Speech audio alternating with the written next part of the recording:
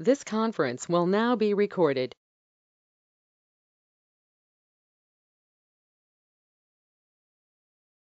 It's working both ways because I know Commissioner Pugh was trying to join the budget meeting and preceded this and had some difficulties. Town Clerk Irby, will you do the roll call? Commissioner Cleo, Present. Commissioner Cassidy, Here. Commissioner Bessler, Here. Vice Mayor Cos, Here. and Mayor View is not here with notice.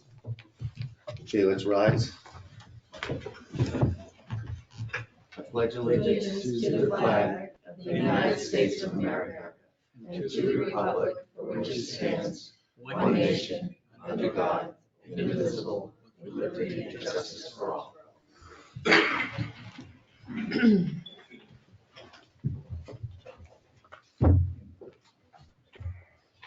So before we start, I assume everyone's heard the news that John Scheibel's passed.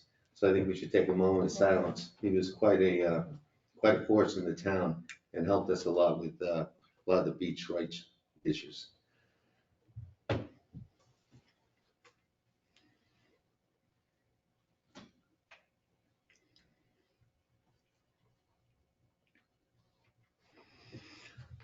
Thank you. Okay, commissioners, are there any additions, deletions, or modifications to the agenda? We have a motion to approve the agenda. Second. All those in favor? Aye. Aye, unanimous. Okay, Town Clerk Avery, would you please read the announcements? The meeting schedule for the next month is as follows. The regular town commission meeting on Tuesday, September 5th at 6 p.m. The special town commission meeting for final budget on Monday, September 18th at 6 p.m. The Board of Adjustment meetings tentatively on Wednesday, August 16th at 9 a.m. And all meetings are in the commission chambers at the town hall.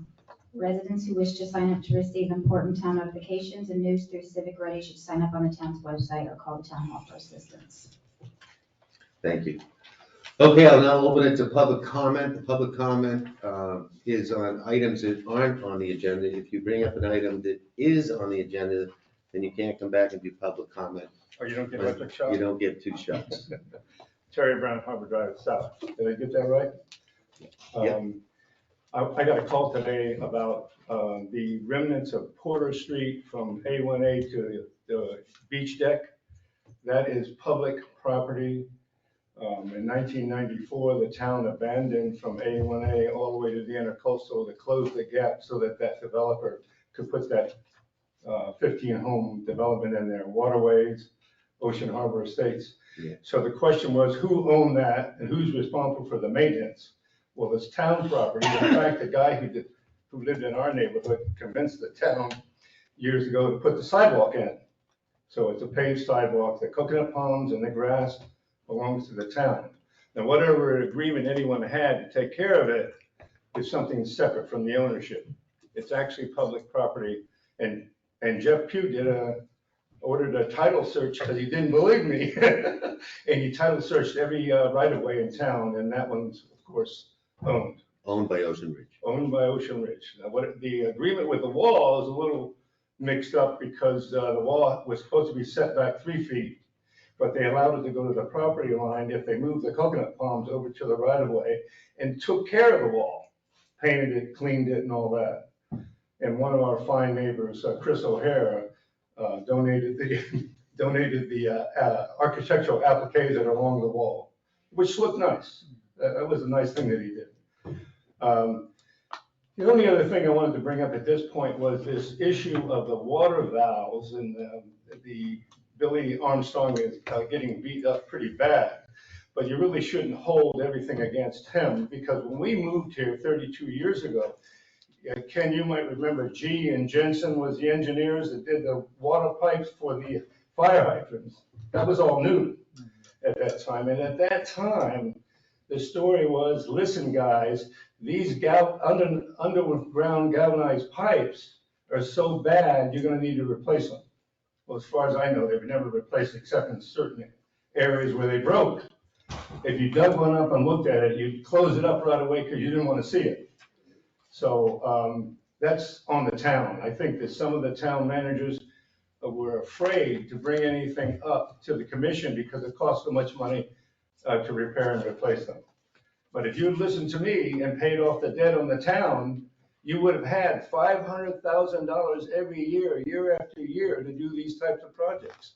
That's what it's going to cost to fix those pipes, $500,000. Thanks. Hey, Betty? Betty Beacom, 1 East Ocean Avenue. I want to say that Ocean Avenue is beginning to look like Slumsville. Back in the dark ages, and Ken will for this. I'm not in the dark ages. When they built the bridge of the road, they gave us a plan for Ocean Avenue. We fought it, but they put it in and said, keep it this way. Did you hear And that? it looks Did you hear that? We just absolutely talked about nothing, that. Tell us, Betty. absolutely nothing like what we have now. And people drive their cars over. I think we ought to have fines for people who drive their cars over. And I might suggest that maybe the garden club, someone could come up with a reasonable design for Ocean Avenue when they get through putting the houses in, and then I would make the people putting the houses in the place what they're doing. That's number one. Number two is the koi pond. We got someone to take care of the koi pond.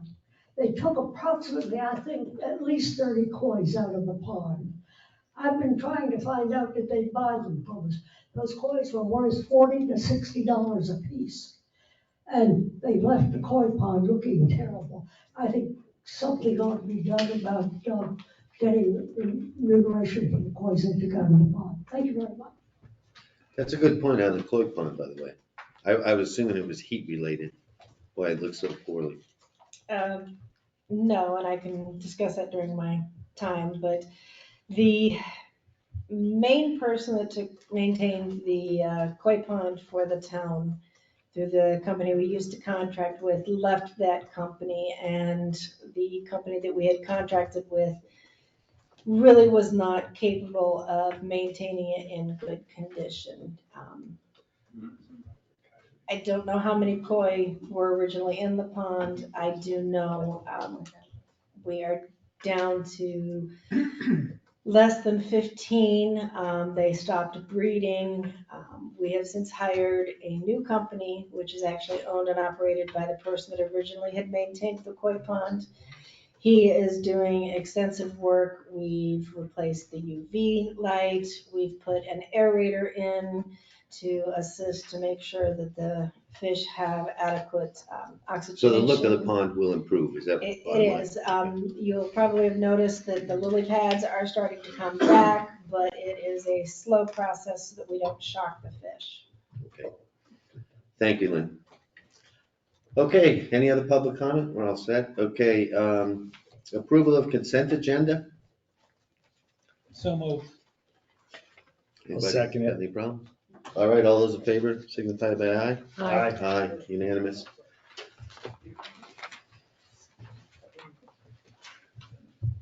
Okay, we've approved the consent agenda. Now we're on to the regular agenda items. Item number 6 is the first one we have, which is authorization of an amendment to the 6273 North Ocean Construction Extension Agreement. Is anybody representing that group here? No, wow. Mr. Vice Mayor, I spoke with the attorney Stanley Price.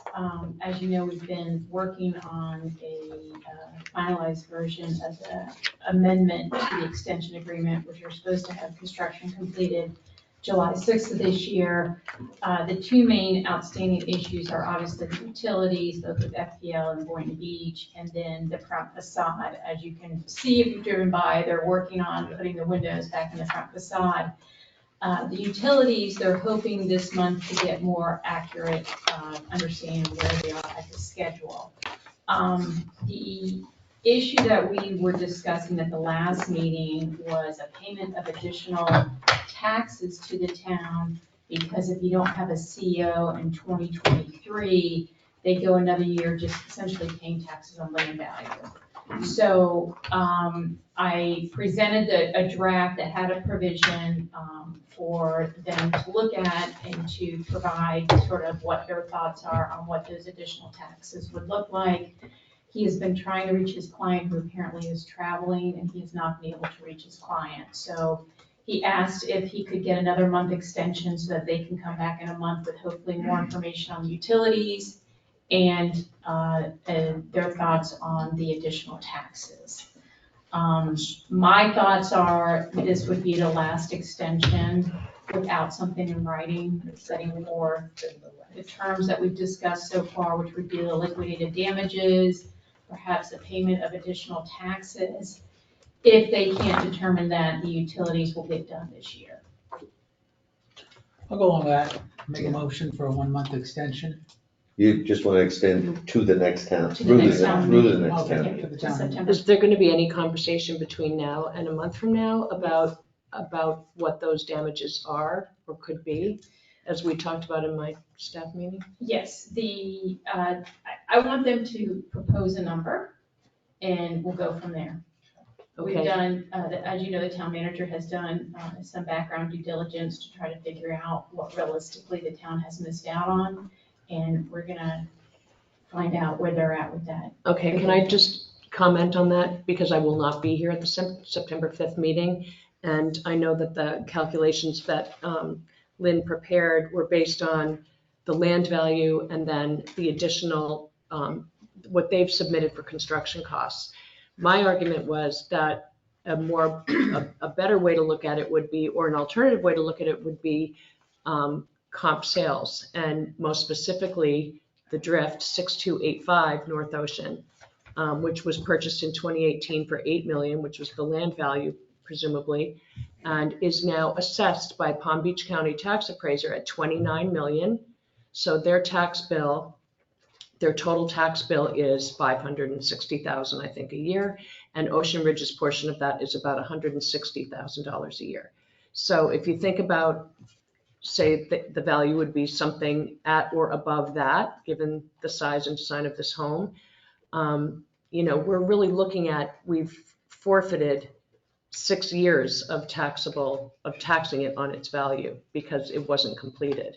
And he is still $158,000 in arrears on his taxes, which is a concern, and they've not addressed that. And just that they're not here says something to where this falls in level of importance to him. I've got the unpaid real estate taxes, and I believe there's still some outstanding amount, a small amount due for building permits. So I brought both of that to their attention. Building permits too? It's like $600 and something that need to be paid, yeah.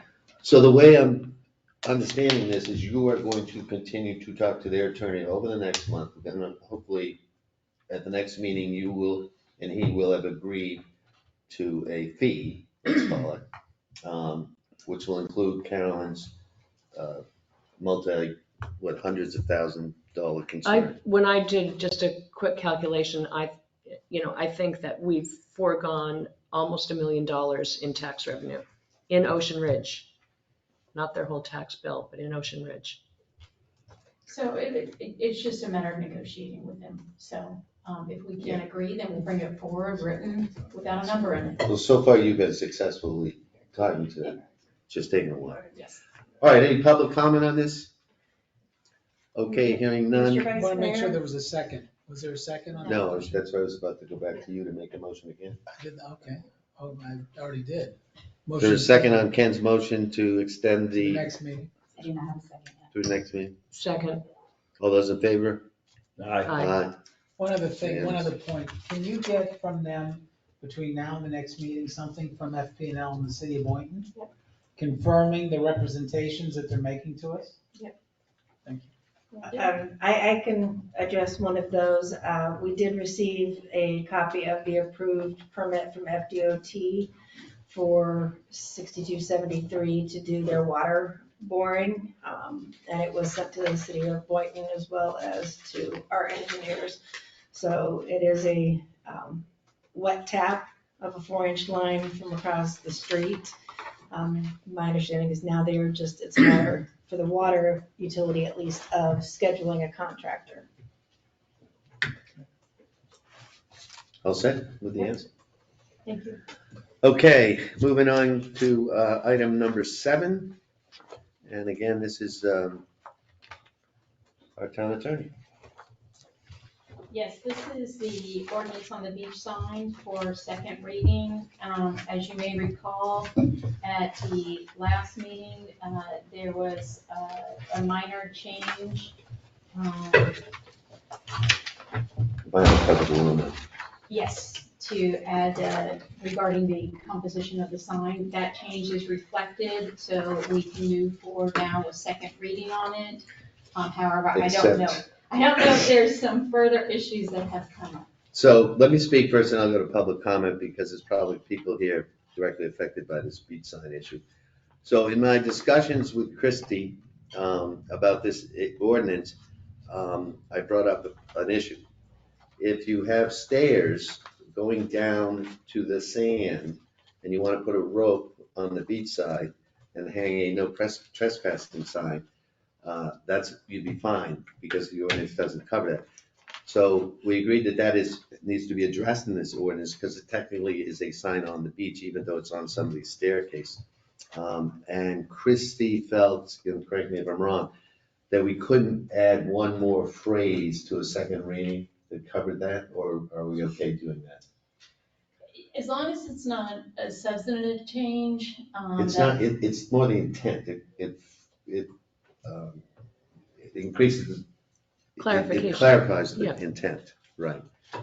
So it just depends on what you're proposing to change. Well, the proposal will be something along the lines of the beach owners with staircases down to the beach are allowed to have a hanging rope, chain, whatever you want to call it. We could say only ropes, that has a sign on it saying private property, no trespassing, whatever. Language similar to what people would be putting on the signs on the beach. Anybody got a problem? No, not at all. So Christie, maybe we'll leave that with you to word to see if we can squeeze Right, it in so and then. something to clarify that if it's a sign that's hanging from A staircase, that would be acceptable as long as it conforms with all other requirements Correct. in terms of location, size. Yeah. Okay, So can we just speak that and move to the second reading? yes, and what I'll do is I can finalize it in the ordinance, send it out, and then if there's any concerns, then we would just have to come back and And discuss amend it. Okay, public comment on beach signs? Yeah. I'm not a lawyer and I don't represent lawyers, but say you had someone at night that were partying and they go down those steps, they sneak in there and they go down those steps and they don't see the rope and they fall over and break their neck, who do you think they're gonna sue? The homeowner, Well, But they're trespassing. yeah. it's on the beach. Oh, no, it's on Is that your what happened to property, you there, it's on Terry? your stairs. Going to the high water mark. Okay, so I guess the motion would be, a motion to approve this agenda item 7 with the addition of what Christie just suggested. The clarification. So do we have a motion? So moved. Second. All those in favor signify by saying aye. Aye. Aye. Unanimous. Chrissy, do I need to read that into title? Yes, thank you. Ordinance 2023-03, an ordinance of the town of Ocean Ridge, Florida, amending the code of ordinances of chapter 70, signs, article 1, in general by creating a new section 70-9 entitled beach signs to establish reasonable time, place, and manner regulations for sign on beach property, providing for scope, intent, purpose, findings, severability, repeal of conflicting ordinances for other purposes, and an effective date. So you Need we just do- want to confirm the approval? So the unanimous approval on what Kelly just read is what we just voted on. Why don't you go ahead and make the other motion and Yeah, just go ahead, restate your motion. motion. You stated and I said so moved. Yeah. Okay. And Phil, did you second? it. Okay, all those in favor? Aye. Aye. Aye. Unanimous. Need to do public comment? We did public comment. Terry commented. I just wanted more comments, that's all. I just asked Terry. Okay, item number 8, approval on first reading of ordinance number 2023-04, an ordinance to the town of Ocean Ridge, amending its code of ordinances. Why doesn't town clerk Avery start us out here by reading the entire ordinance into record by title, and then Attorney Godell. Ordinance 2023-04, an ordinance of the town of Ocean Ridge, Florida, amending its code of ordinances at chapter 67, article 2, entitled coastal construction, to clarify and revise the town's coastal construction regulations for all development and construction seaward of the 1997 coastal construction control line and seaward of the 1979 coastal construction setback line, providing for repeal of conflicting ordinances, severability, and an effective date. Okay, Mr. Vice Mayor, this ordinance is on first reading, and this is the ordinance to address coastal construction, specifically the coastal construction control line, both the 97 and the 79 line. Since our last meeting, I made some changes based on the comments at that meeting. If you look at the ordinance that's in the backup, I can walk you through the changes. The first change was in 67-17B, which is to clarify, for example, the FDEP permit process for coastal construction. They need a zoning confirmation letter. So this was to clarify that if that zoning confirmation letter comes in before someone applies for and needs a CCSL permit or variance, that letter would be conditioned on them receiving those approval. The next change, which is probably the major change, was in 67-17G, and that is repealing that entire provision that limited your usable lot size or usable land area and lot size. And that was a restriction from 2020-05 that limited those calculations based on the 79 coastal construction control line. Now it reverts back to your entire property area, which in some of these properties along the ocean extend actually into the water. They can count towards lot coverage and your maximum FAR. So then the next change is down in section 67-18. This is regarding the 79 coastal construction setback line. To clarify Which that, number or letter specifically? C, subsection Yep. C. Mhm. To clarify that the undeveloped properties that we're talking about are the ones south of Corinne Street and directly adjacent to the Atlantic Oceans. Those ones that are currently undeveloped will remain that way. We're not talking about if someone has a beach crossover, and we're not talking about those properties where there's currently a habitable structure.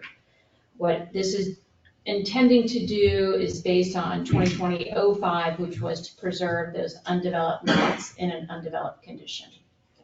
Now, it will not prevent someone from putting in a beach crossway, should they own the property, or non-habitable structures that are otherwise allowed in this ordinance. So it's habitable being the critical word. That's the main part of it, correct. Okay. Then the next change, which was made, is down in the CCSL administrative permit process, Which letter number? 67-18, if you go all the way down to subsection F. Mhm. 3.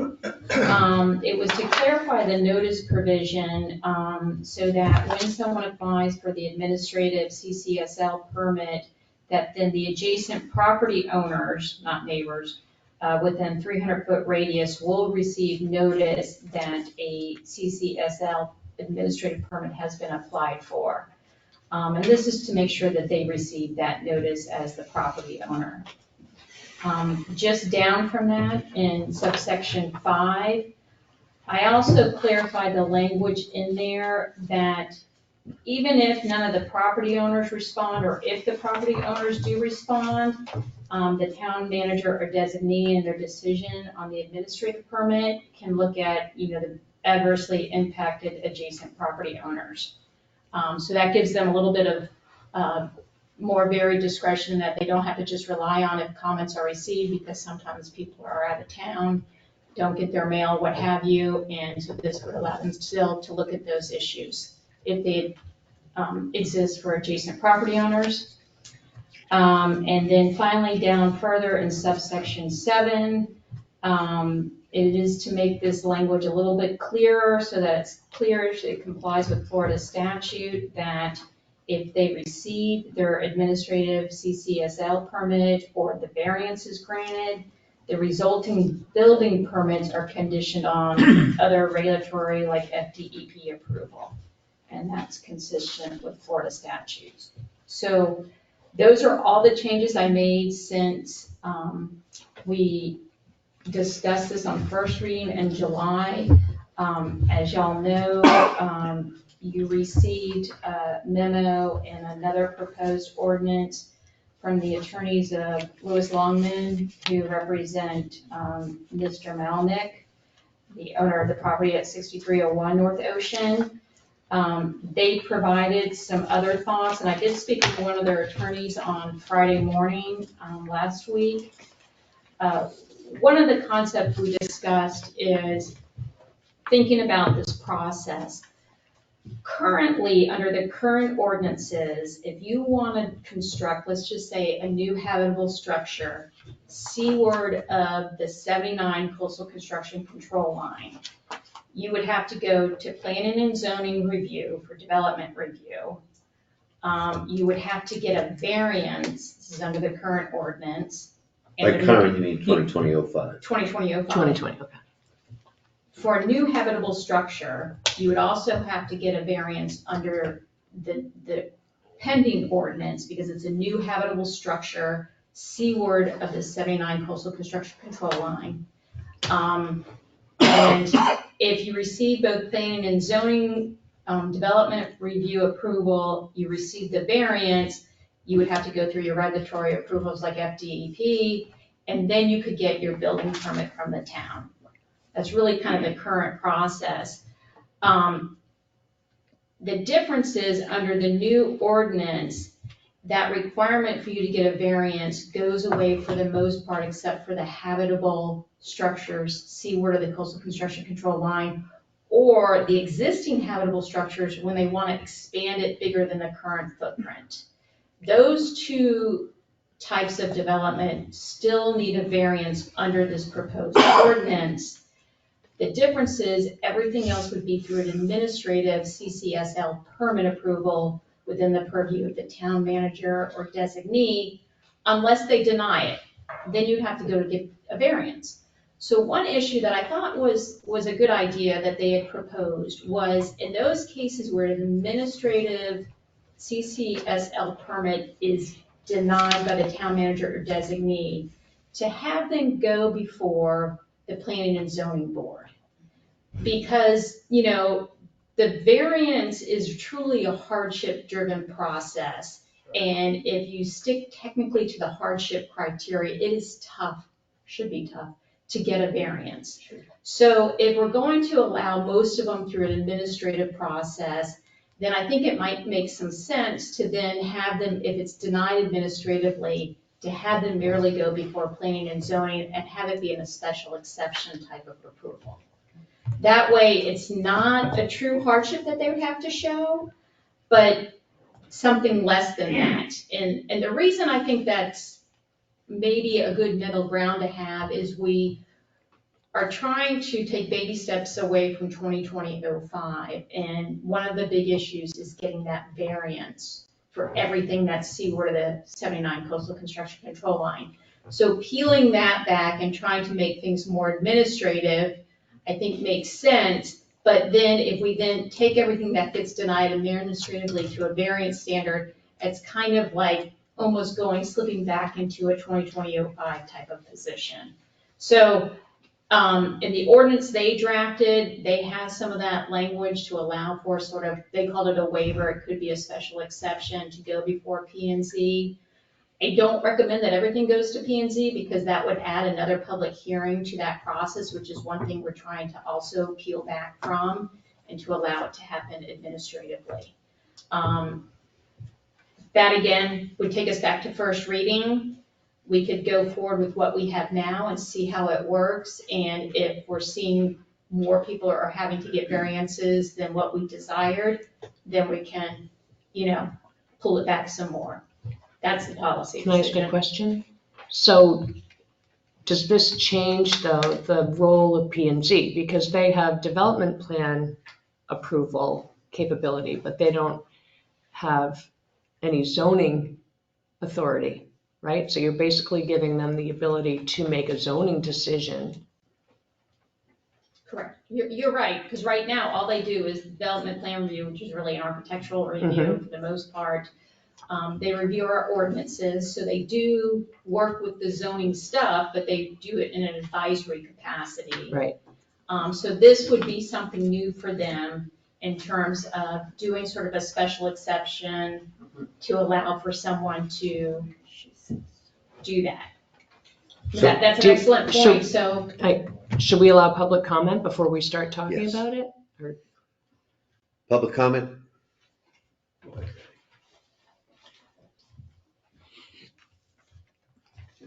I agree with Commissioner Cassidy. I think you're stepping in a zone that you don't realize what could happen if you allow planning and zoning to decide what ordinances they want to enforce and how to enforce them and take it away from the commission. Before you guys, the lawyers can speak, just to clarify, this is somebody that wants to go beyond what are new, what's the number of the 2023-04? Correct. If they're bumping into that, trying to extend their property beyond their footprint, and it's seaward of the 79, right, which would not be allowed, but they have an appeal process to the P and Z, or if they want to expand, let's say. Yeah, let me back up. So under this ordinance, the way that this version is currently drafted. When you say this version, you mean, Your because version. now we have My three, version. we have three My ordinances, we have version. 2020-05, we have your version, and now we have a third version, so we got. Right. Right. So my version that's currently in the agenda for Right. first reading, what this would do is for construction seaward of the 79 coastal construction control line, you would have to get an administrative CCSL permit. After you dealt with the penalty. However, let me stop there. If you are building a new habitable structure seaward of that line, you have to get a variance. If you have a habitable structure seaward of the 79 line and you expand beyond your existing footprint, you would have to get a variance. That's the critical. Right. The undeveloped properties cannot develop, period. They can't even apply for variance. But there's a bunch of construction that you will see seaward of the 79 coastal construction control line that we're now moving into an administrative permit. So for example, Mr. Papa's wanted to build a new pool and a pool deck. It's not habitable, but it's seaward of the coastal construction control line.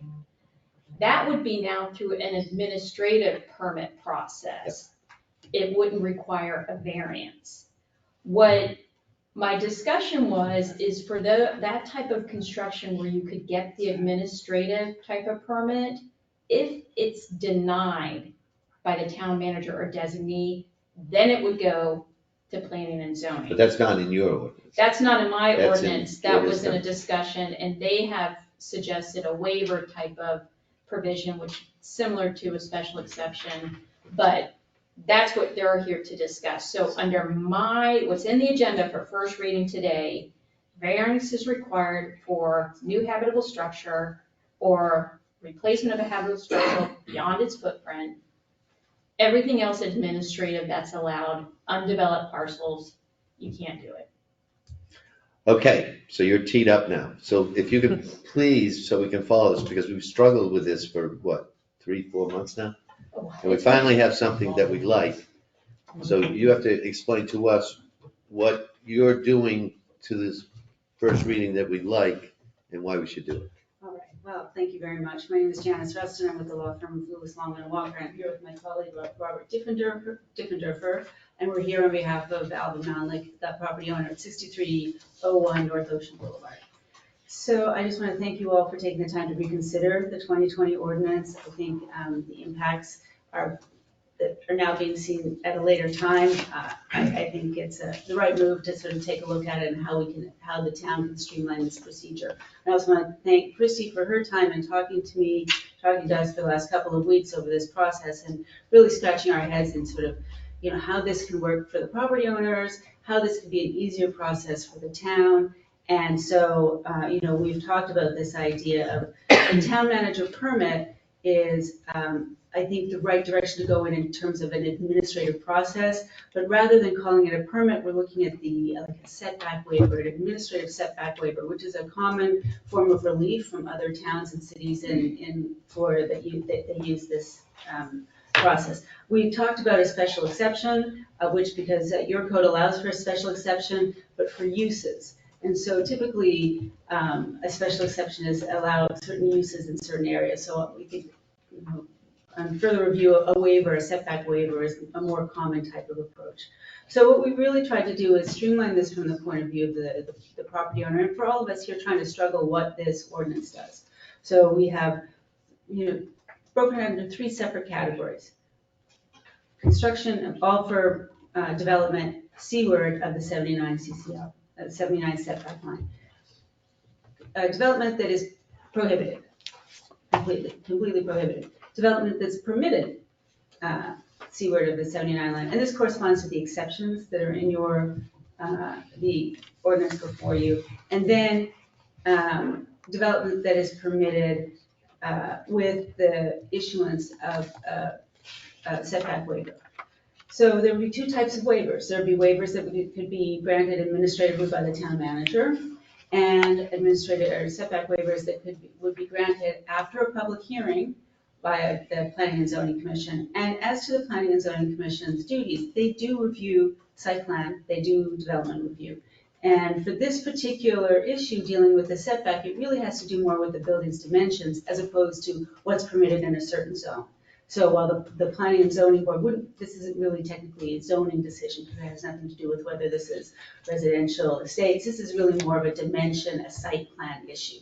And so we figured that would be the better board because they're looking at the building, the envelope, how it approaches into the setback. So we thought that the Planning and Zoning Board would be the board best suited to have the best expertise to be able to look at it that way.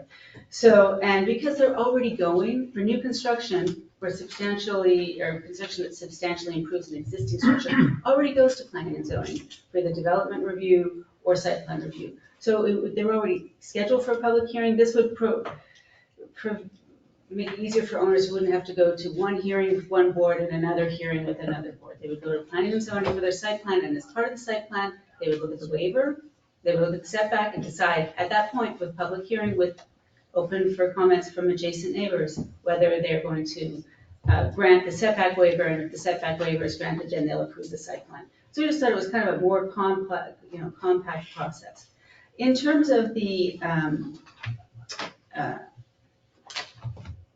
exemptions, we also, the way the ordinance before you is set up, construction that is beyond or larger than or changes the original footpath would require an administrative permit, would require a variance.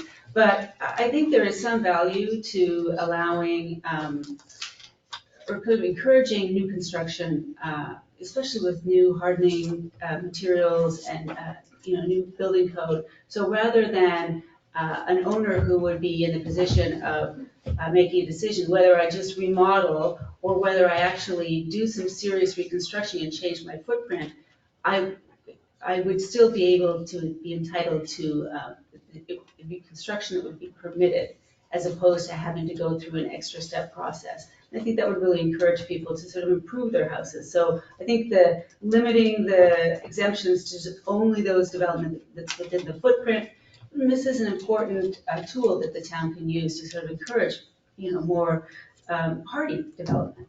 So we're available for any other questions. Also, we did notice, because we know it's important for the town, the public, to be able to be aware of what's going on and to have their voices heard.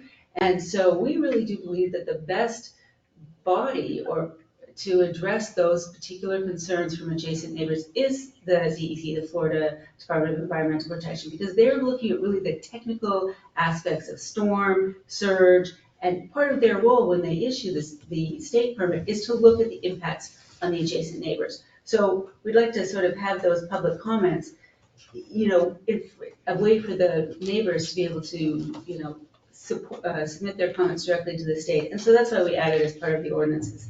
The minute that the city issues the zoning confirmation letter, which says, yes, this property does not contravene the setback lines or is allowed under our zoning, that the town would post notice or provide notice to the adjacent neighbors saying, this property is submitting an application before the state, you'd like to comment on it here and give them that sort of notice.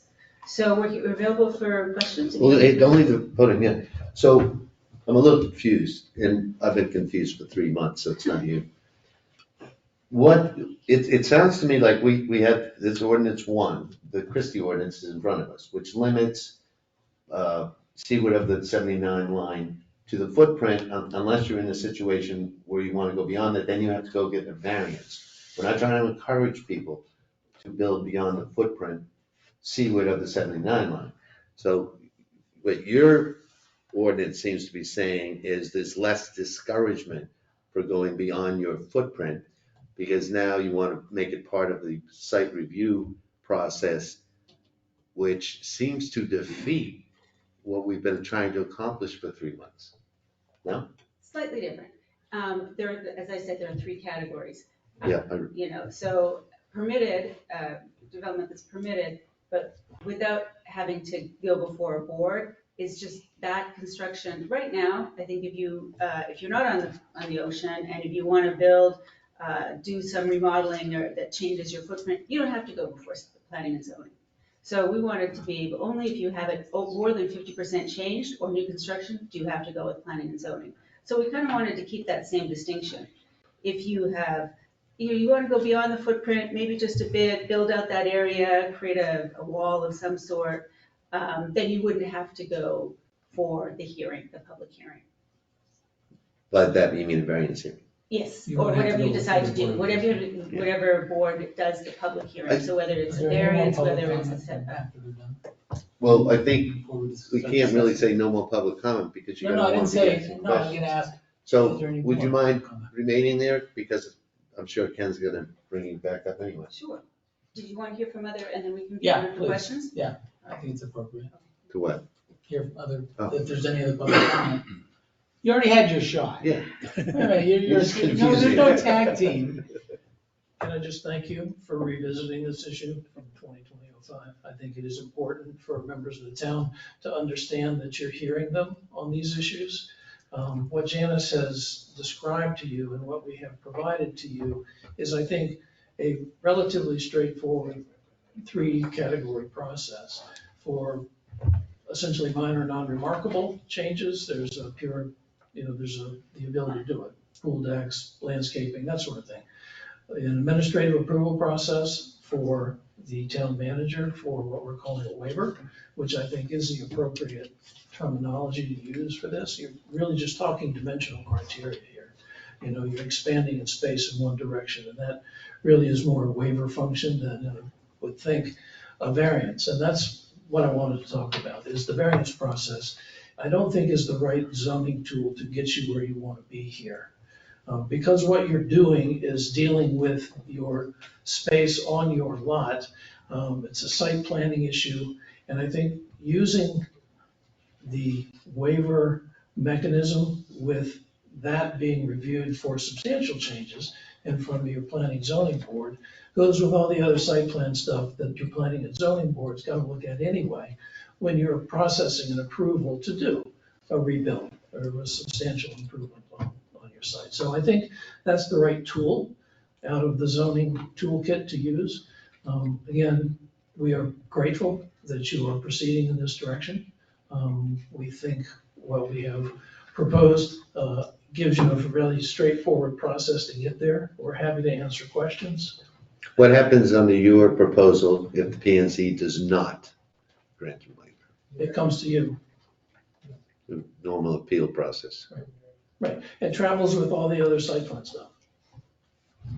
So we tried to fit it into your current code, using a mechanism which is, frankly, and Janice has done a lot of research, used all over the place, which is a waiver, because that typically deals with just dimensional issues.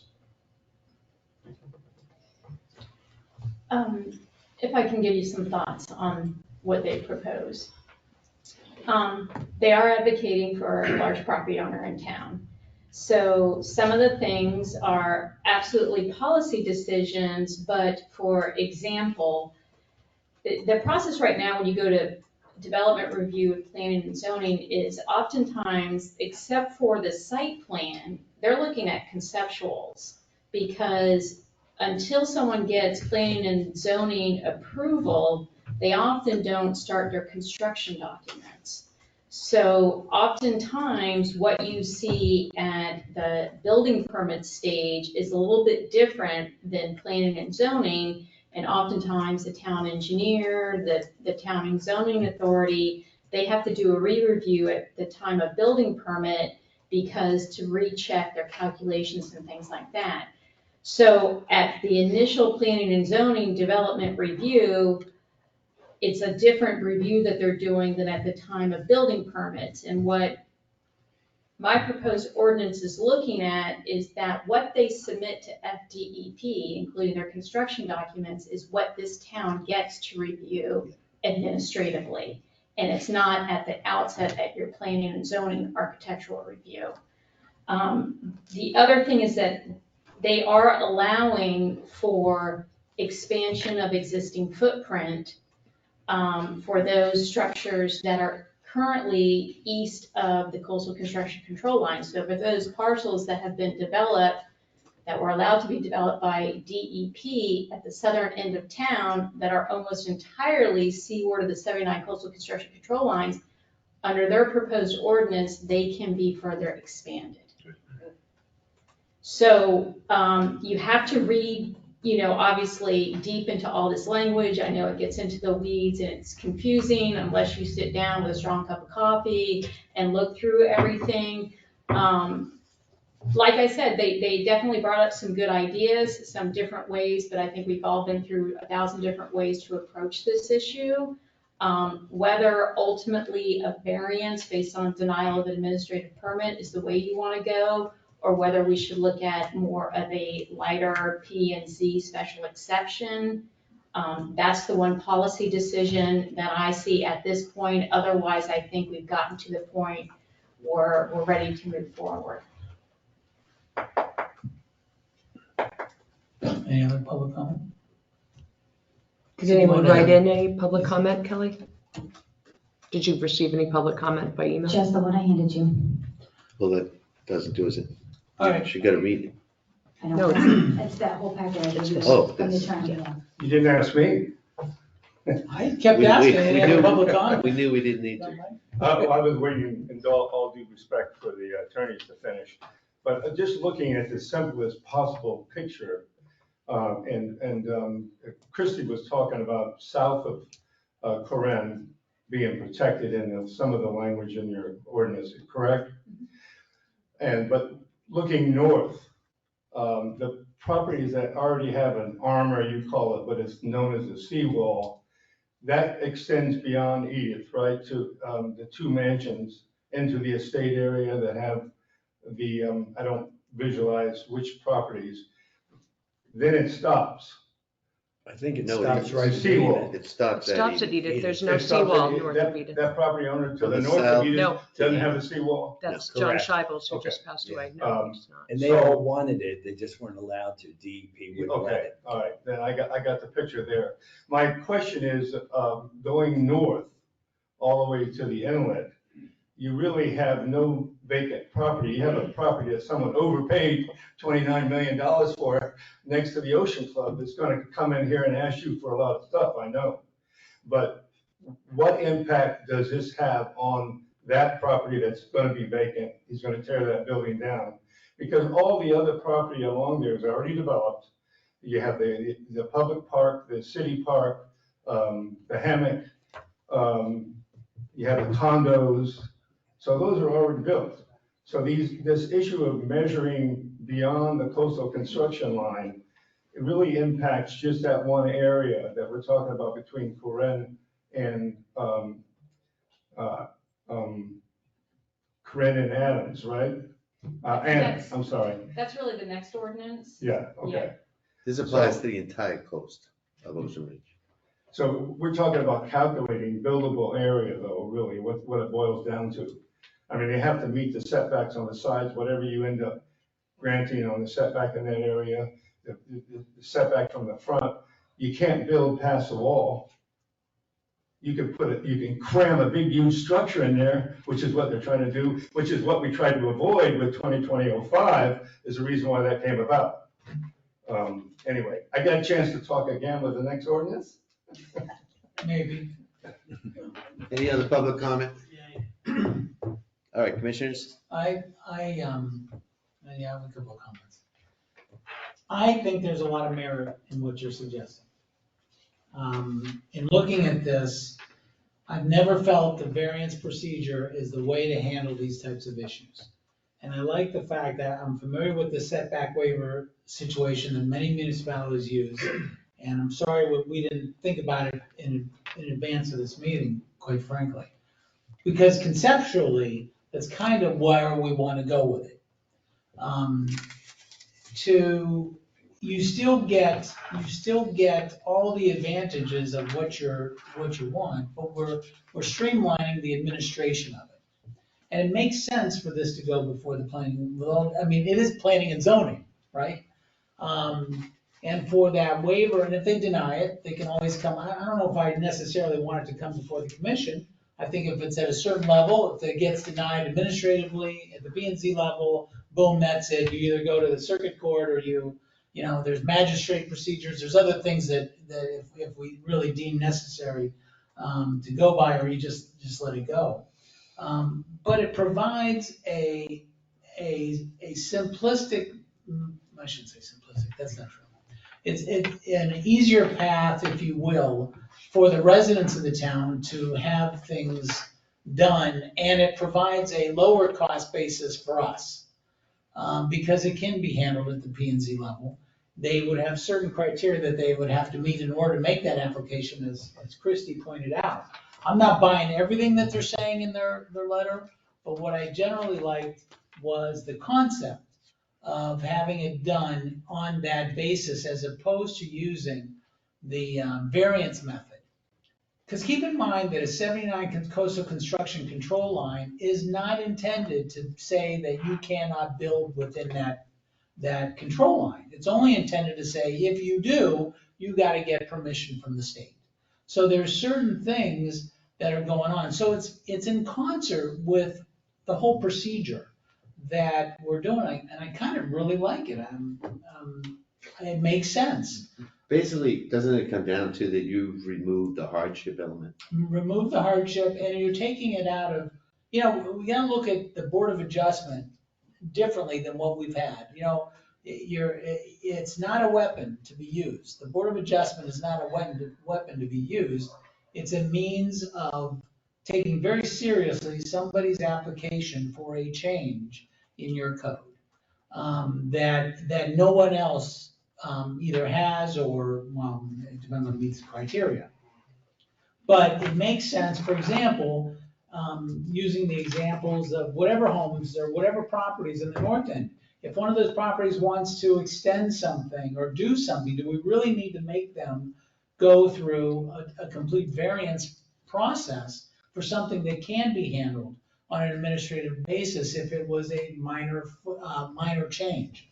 And it has to get through it has to go to P&Z anyway. So why not incorporate some of that process in this? It just makes sense to me. I mean, I'm sorry we didn't think about it sooner, quite frankly. But so what I would like to see us do is to move this along, because I know we've played around with it enough. This ordinance is before us. This is the first reading. So what I would propose is that we go ahead and I would make a motion to pass this ordinance the way it's written, with the caveat that we send Christie back to the drawing board and look at that aspect. And we might have to have another first reading, but at least we're moving this down the pipe. Because I think what they recommended and what they suggested in their letter, and I'm sorry I didn't see it before now, but before earlier, it makes sense. It really does make sense. And I can tell that it came from other municipalities because I've seen some of these things before. And so we have a history there with other municipalities going through the same process. So there's something good with respect to that. I don't agree with everything, mind you. And I think this town has a little bit more harder approach in what it wants to accomplish. But at the same time, I think we can accomplish the objective and have a process that makes sense. That makes sense within the administration of our town, and that makes sense for the property owners as well. So that's what I suggest, that we take another look at that aspect and see how some of that can be incorporated. I guess it's in concert with what you're saying too, Christie. I mean, once you see it, the bell comes. Yeah, but my problem probably it's more specific than that. You're asking to go through P and Z, but if I'm reading ordinance number 3, your ordinance correctly, development of an existing habitable structure seaward of the CCSL beyond the existing footprint where such development increases the size of the current structure by less than 50%. Okay, that's pretty huge. But where such development is not classified as a substantial improvement. Now, my reading of that is that if I have a house, and let's say a corner of my house is seaward of the 79 line because it was built before the line or whatever, and now I want to extend 50% of my entire footprint, if I have the land, I can do that. And that's kind of what the town doesn't want. Again, Janice Rustin for the record. I think I tried to use what's already in your code. So you have this definition of substantial improvement. Yeah. And substantial improvement, which is based, I think your code also refers to the Florida Building Code, is anything over 50%. So I just look for a bright line, anything that. But it's 50% of the market value of the structure, No, correct? 50% of the footprint. Footprint or market value of the structure. So it's There's two ways to measure it. 150%. The way this reads. I think that we need to have Christie break this down for us in representing our best interests, because we only just got this, with all due respect, so. Right.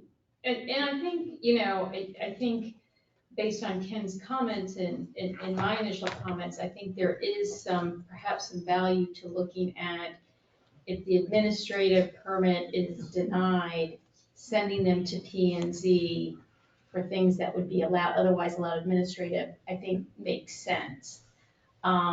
Where I seem to think that the step back from 2020-05 is to continue to make it harder for those new habitable structures or expanded habitable structures seaward of the coastal construction control line, that you would still want that variance criteria. Whether you call it a waiver, whether you call it an administrative permit, I think that's just, semantics in some sense. But I'm certainly happy to look at this again and perhaps spell it out clearly of what could be approved administratively, what could then be passed on to P and Z, and what would still require variance and what would be prohibited. Because they did do a good job of cleaning that up and making it distinct categories, which we can definitely work on to use that strategy as well. Yeah, I think it was very good. Thank you guys for doing it. There's some things here that make sense, that just don't make sense. And we want to get it right. I mean, this was hard. I mean, it's not easy stuff. Yeah. And I think it's worthwhile to take the time and try to get it right. It's not gonna be perfect, but we'll try to get it right. And I think what you're saying is right. I mean, there's an intent that we have as a town, as a community, but you don't get lost in everything. I mean, you gotta look at the whole process and see how it works. And whether you wanna pass this on first reading just to move it along, I don't really care. But the fact is, I think it warrants going back and re-examining certain aspects of this. I agree with Christie, not all aspects, but certain aspects of it make sense. That's beneficial to everybody, to us and to the property owners. I think there's a lot of advantages here. So if we passed it on first reading as written by Christie, and then with the understanding that we're going to look at and kind of pull what we can or want to from suggested language, then what comes back a month from now? What I would suggest coming back is if you approve this on first reading, for second reading, this would be what was on second reading, but I will do a separate ordinance and memo that would explain the alternative approach that would sort of mesh these two together. And the reason why I suggest possibly passing it is that we might think about it and reject it all, right? And Right. we're not losing a month. I guess I feel this is more aggressive than the rest of the commissioners do. Well, that's why I asked. Right. It really is Christie to not. I break mean, it some down. of it is, some Yeah, of the right, that's what I mean. specifics of, but the general re- process of it might be. Remember, what's funny, what we're trying to do, and this is where we've had such difficulty, is give the property owners the rights to use their land. And at the same time, we're trying to preserve the dunes, or in some cases now they're barriers, armor, I guess we call it. So our danger here is when we change this painfully arrived at language, that we do something here that allows the dune to be damaged. And No, I no, don't see there's that, no- and now you're yeah. expecting P and Z to go, wait a minute. No, No, I that'll be- disagree. That's not the intent of what. I know it's the not the intent. process.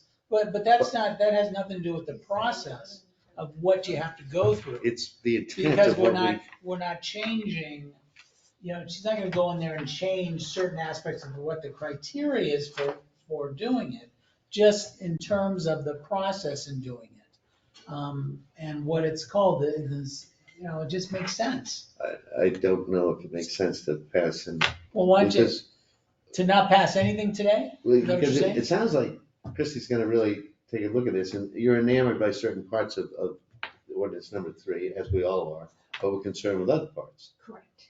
Correct. But the differences, in my opinion, the difference that I think are beneficial of what they've drafted and what I've drafted is merely to take the denial of an administrative permit and make it go to P and Z instead of a variance. I don't have a problem with that. What I Right, have a problem with is the language I just read. correct. No, I we're think not- you're- yeah, You're we're gonna looking look at that. the permitted development seaward of the setback Yes. line. I Yeah. don't disagree with you, Basically Steve. doubles, yeah. Yeah. I So- don't disagree with you. Okay. And we just have to look at all that, take it, but there's parts, what I said initially is there's parts in here that I agree with and parts that I strongly disagree with. But But to do we know look that at the Christie's general on the process. same page as us, I or think is it? she is. Okay. All right, so you think it's She's worth heard it for the past 3 months, passing? More than 3 months. Yeah, it's actually Exactly. been. Yeah. a couple of years now. So you want to pass first reading, have a vote to pass first reading, you will then clean it up, and to the extent that you have to merge the two documents, you might say, you gotta do another first reading. Correct. Okay. Make a motion to adopt. Second, Well, we have to say what we're making a motion on. what you just said. Okay. 20, what is it, 20? All those in favor? The ordinance has to be read. Kelly Did you already do it? she already read it. Okay. 2023-04. Motion made, second made, all those in favor? Aye, Unanimous. Thank you, guys. Appreciate you helping out the town. thank you. Okay, we're on to item number 9, 2023-05. Kelly?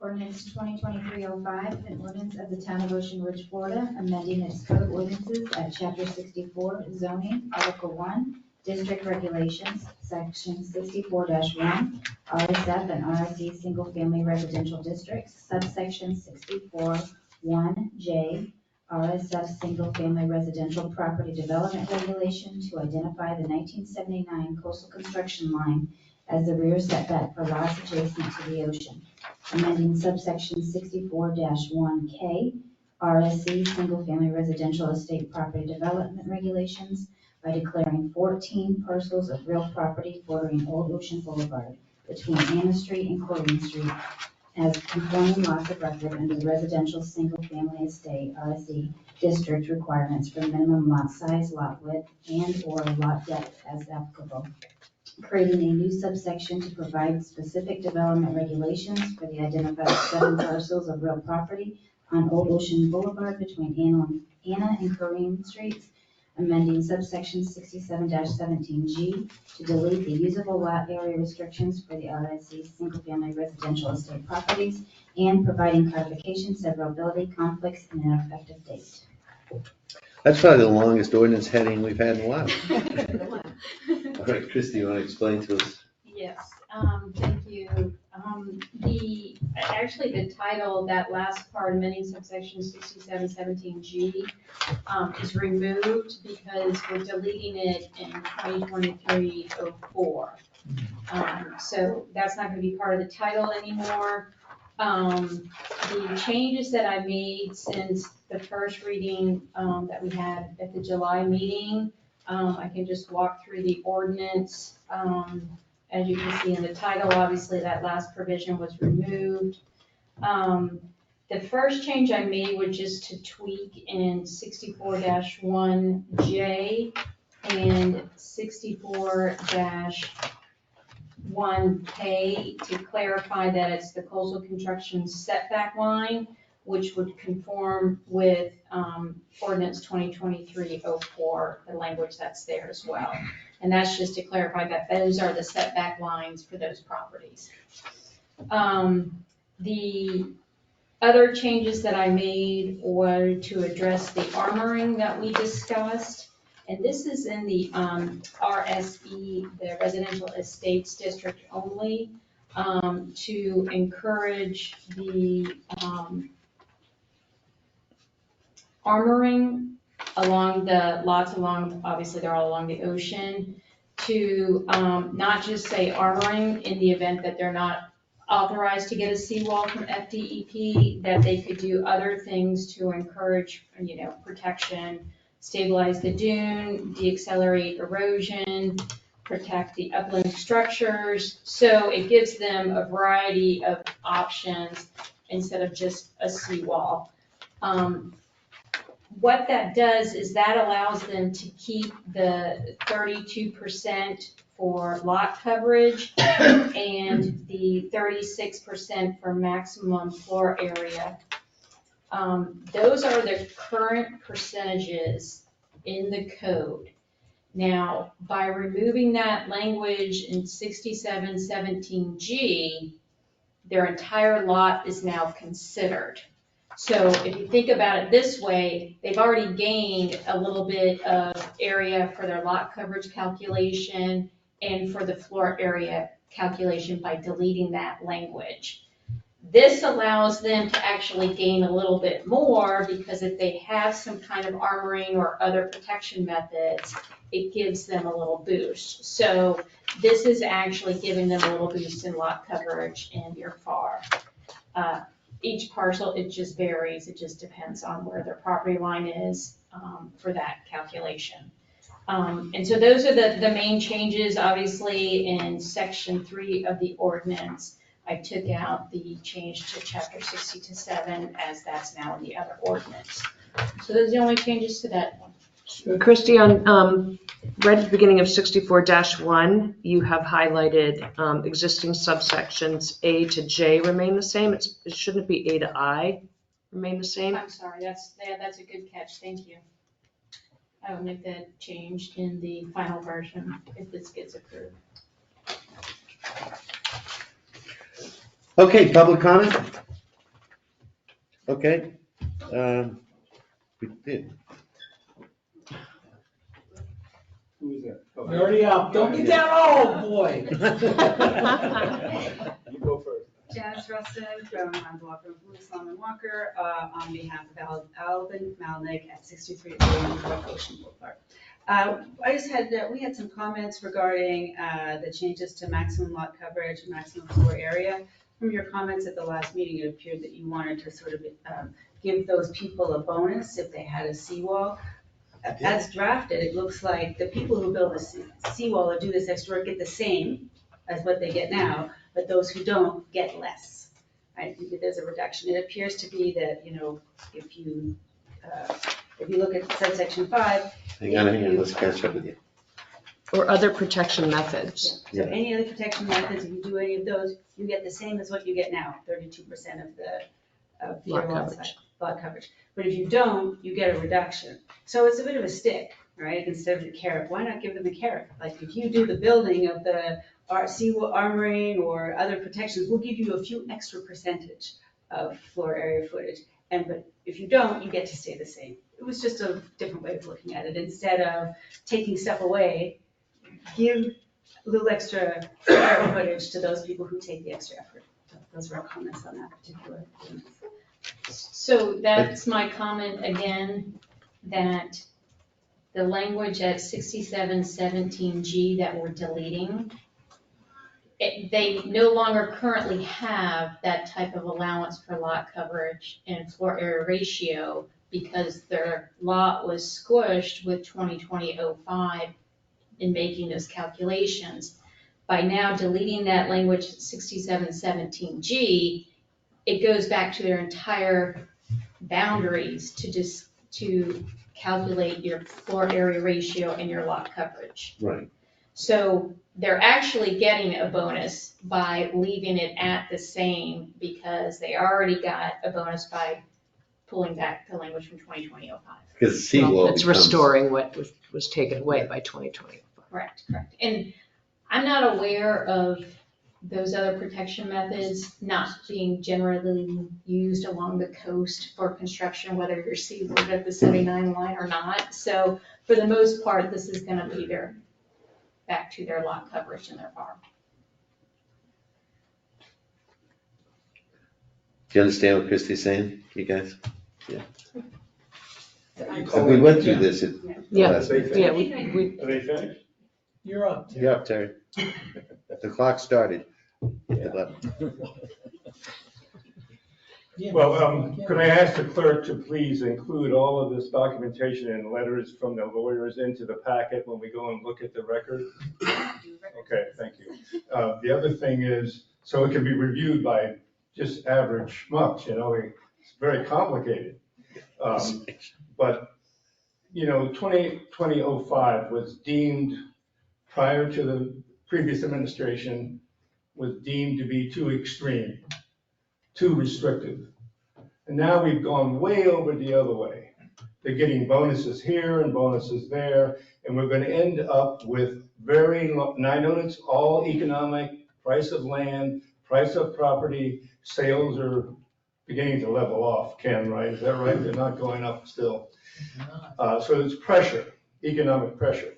But you got to be worried about how big some of the structures are going to be in this area. So that's what I think people think about. I don't live in this area. I have to look at it when I drive by, but I don't live in it. And we get big enough houses where we live. So I think that the extreme, you need to mitigate what we're doing in terms of size of the structure, and that's what it boils down to. All the other stuff is legal mumble jungle, a bunch of malarkey about what you're going to be doing. But the setbacks and the size of the structure is what people are going to be looking at and living with. Thank you. Yeah, I don't disagree with you. I do disagree with the fact that I don't think this causes the structure to be any bigger than what it's just providing a process in many ways that gets beyond, especially in this change, gets them where they should have been before and somewhat less than what they have. 2005 was an extreme. It was an extreme. It it won't go there. It wasn't done. But, We're not supposed to have a dialogue at public no, comment, but I no, appreciate no, it's that. okay, but I'm addressing no, I'm not, yeah, no, I think, You know what, disagree, I think Chestnut? there should be a dialogue. There is a dialogue. There But should Terry, be. I'll add to that. What we've done over the last 4 or 5 months, it's been, and Christie's been, 100% of it, does take care of your issues. It's been painful, and it does. It's preserving the town that you love, and at the same time, avoiding lawsuits, et cetera. Yes, Bob Diffendorfer, Lewis Long and Walker, sorry, I didn't say that the first time I was here. Just an observation, when you look at the state of Florida CCCL regulations, and they talk about coastal protection, they disfavor armoring. Armoring is identified as something that should be done as a last resort, because what it tends to do is deflect energy and cause erosion elsewhere. It's not the most constructive solution if your objective is to preserve the beachfront system. So one, that's just an observation. Be careful what you want to encourage, because from a coastal dynamic point of view, that may not be the best thing to do. Two, if you want to go back to a pre-2020-05 status quo, if you will, then you don't need to do a reduction to 28% for non-armoring. Now, your ordinance, as it's been proposed, talks about structural or other means. Maybe that just needs some clarification, because when you look at the rules for DEP about what they want to see in terms of coastal protection, there's a whole continuum of things, armoring being the last one there. So I think if you want to talk about some sort of coastal protection mechanism, you might want to say armoring, that is a hard structural solution, is something different than those other things that DEP would want to consider. But at the end of the day, if you're reducing to 28% the pre-existing numbers, then you are reducing something. And that- I think that's More than being what they have now. misconcerned. Correct. Right, because if you have the barrier, then the barrier becomes a line to which to mark your property. When you don't have the barrier, it's 28% of a larger landmass. I understand that. And we do have those other mechanisms in here. It's built into the code. And we're under the impression, perhaps you can educate us on this, and we know this from Carolyn's friend, that the seawalls are only, the DEP only allows the seawalls when either a part of your property has already fallen into the ocean or off the cliff, or is in the process of. They typically look at it as a last resort. Right. And So that's what it they was won't for. permit anybody to armor unless that has occurred. Just not willy-nilly allowing seawalls, correct. They Right. will look at all the other solutions first. Right. Absolutely. Okay.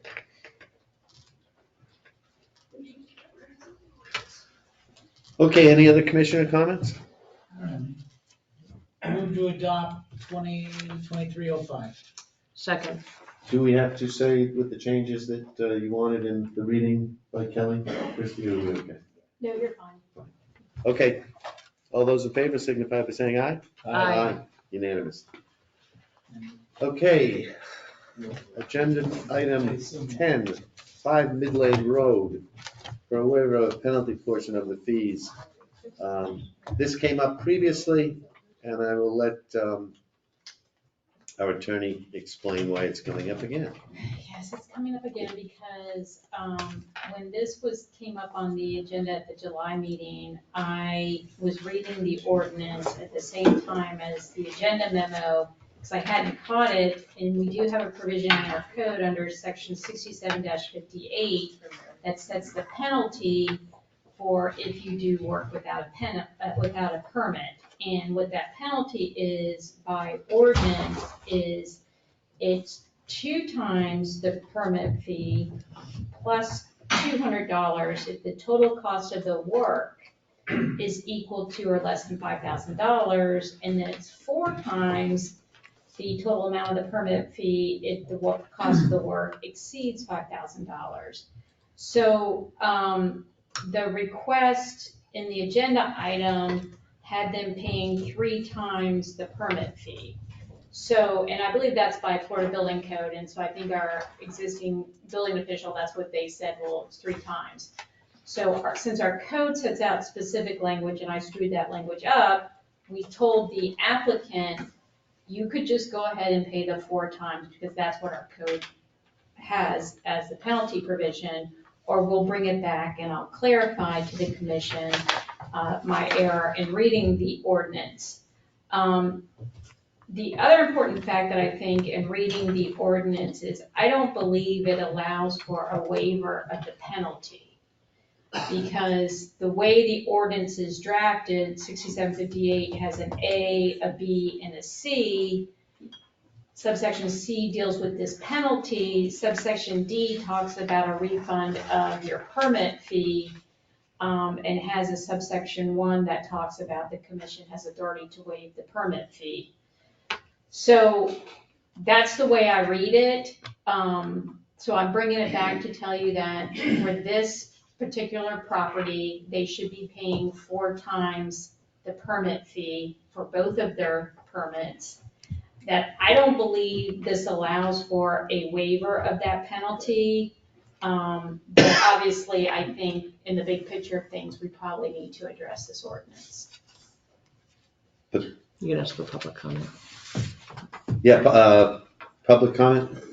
Anybody here from 5 Midlane? Yeah, is anybody here from the, no, they're So, not here. Christie, you already told me this, and Stephanie, and I can't remember, I apologize. We already went through this and we denied them X amount of money, right? Now it's up to 6,200. What was it previously? It was 3 times the permit fee, and we voted on reducing that to 2 times the Right, but what permit was the fee. number? Plus I don't know, I $200. don't have it. We only plus charged the- them 200? No, Plus- plus 200. That's the penalty provision. It's 2 times the permit fee plus $200. Okay, And we never saw a contract. We didn't know what the value of the projects Right. were.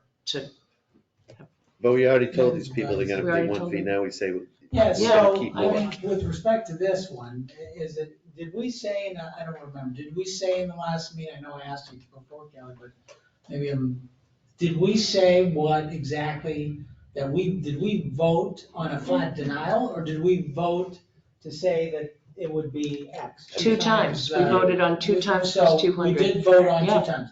Well, then I think we ought to keep, I mean, listen, that's what we voted on, that's our error. So I think we gotta eat that. But in saying that, we can go through that, but I do agree, this needs to be revisited. well, And I think what we also need to do is that I don't think this needs to come, here's another one that I don't think that necessarily has to come before the commission. That there's a better method of doing this.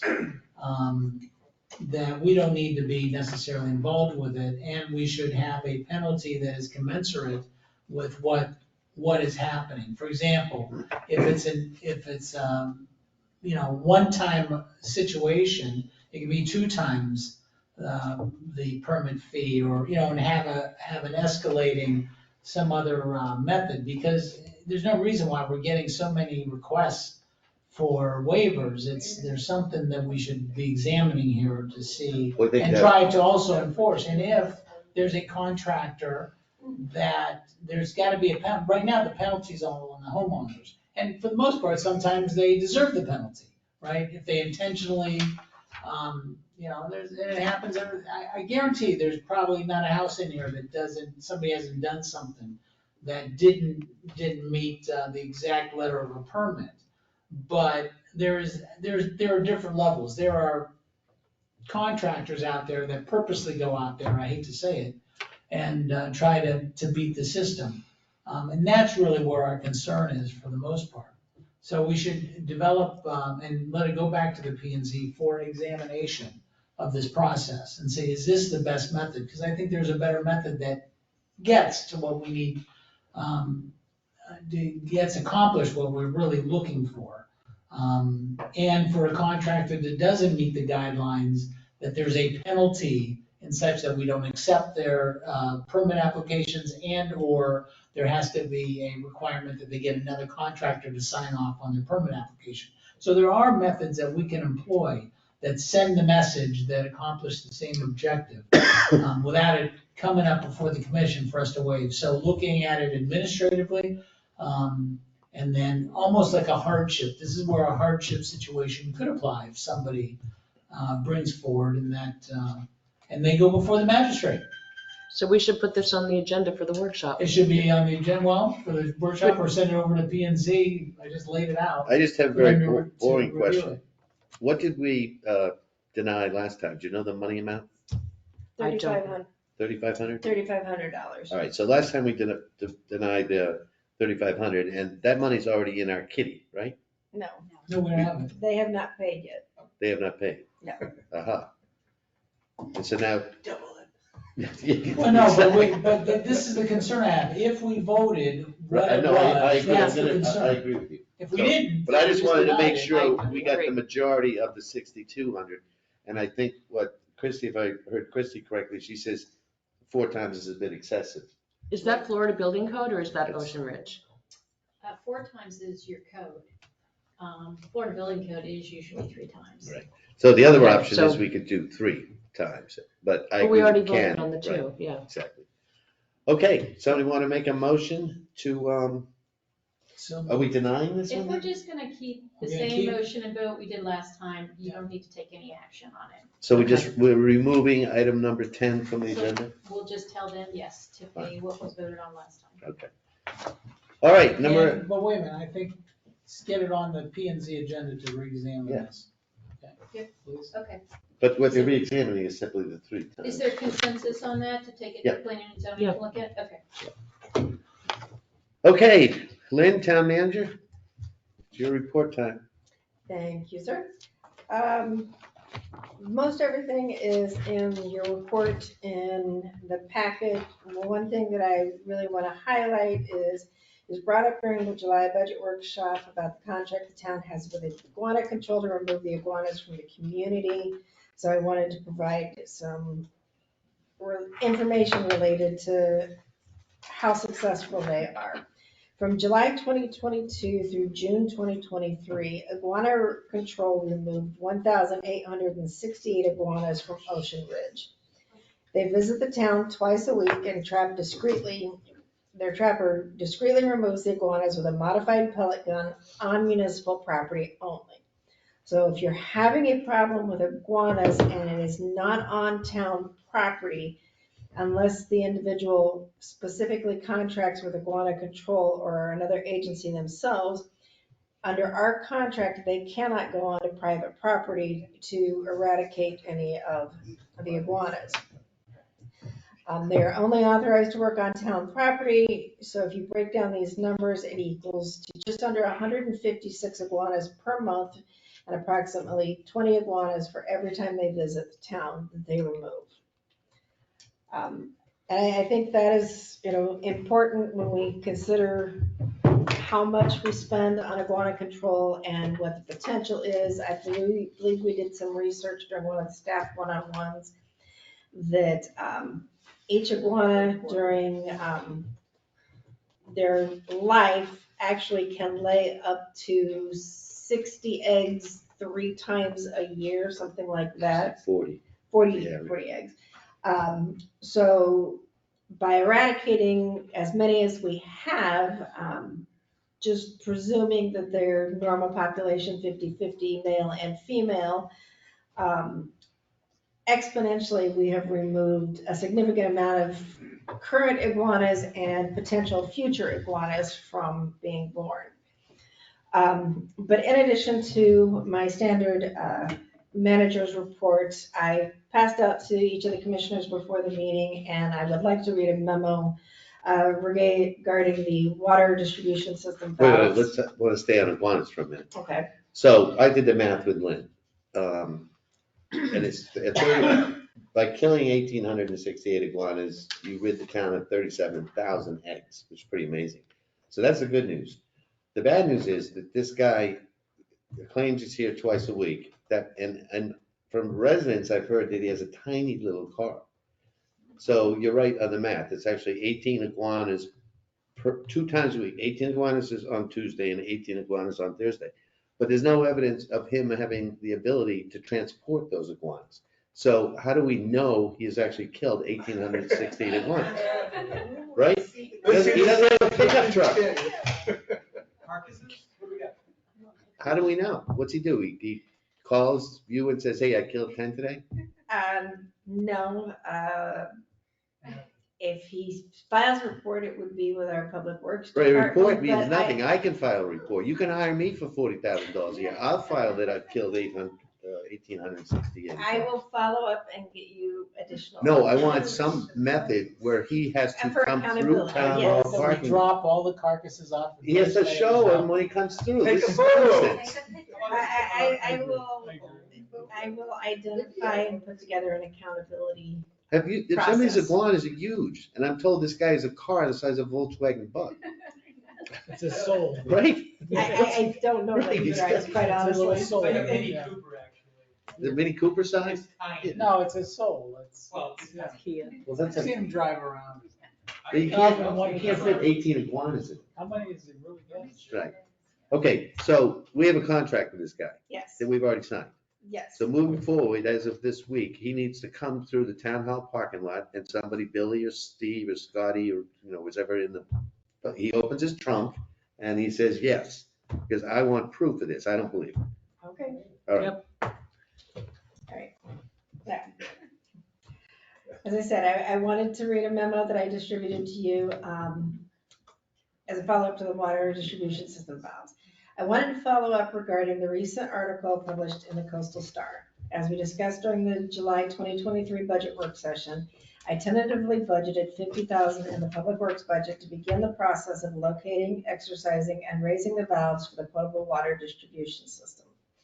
That amount was in no way an accurate estimate to complete that work on the entire town distribution system, but was intended to both be a starting point as well as a point of discussion to underscore the need to complete this important task.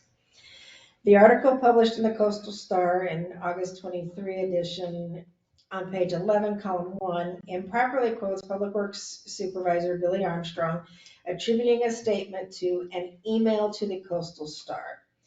Supervisor Armstrong has not communicated with journalists or other representatives from the Coastal Star, and the estimated costs were provided to Mr. Versowski in an email sent by me in response to a list of questions submitted regarding this matter. Although I did discuss and receive input from Supervisor Armstrong, he did not directly communicate with the journalist. Further down in column 1, in the last paragraph, I am quoted as stating that Supervisor Armstrong had wanted to bring this issue forward for a couple of years and has been unsure of whether he should or not because of the potential costs of this project, so he opted not to. I do not believe that is a correct quotation of what I said. However, if it is, I apologize to Supervisor Armstrong for misstating the situation. An accurate portrayal of the situation related to the need to conduct valve exercising and locating and raising them would be that Supervisor Armstrong, prior to his being promoted to the supervisory position, provided documentation to his direct supervisor and the town attorney regarding the need to complete this important project. As a line employee, not a supervisor, department head, or the town manager, now Supervisor Armstrong did the best he could to make sure that the parties that could elevate this project and advocate for its completion were aware of the importance of this project and the need to complete it sooner rather than later. Supervisor Armstrong takes pride in the work that he does for the town of Ocean Ridge, works diligently to ensure that the town receives the best services and projects, and completes his duties in the most cost-efficient manner possible. The institutional knowledge and skills that Supervisor Armstrong brings to Ocean Ridge is invaluable.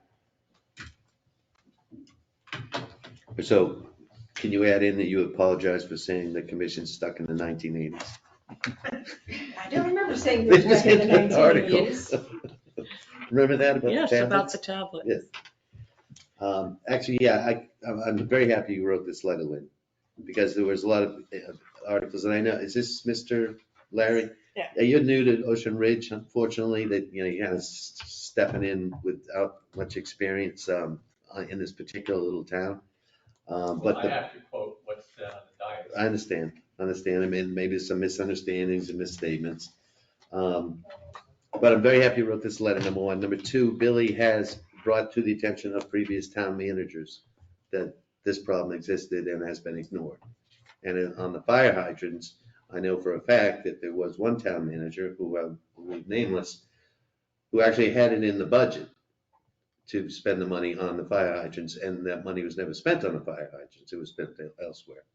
Not illegally, it was just spent elsewhere for the town. So thank you, Lynn. You're welcome. Anybody else got a response to that? You gonna say anything about the grant work that we're doing?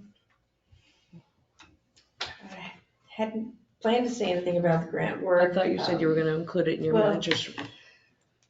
Well, we are currently working with the town's grant writer, Ryan Rusky, on some potential grant opportunities.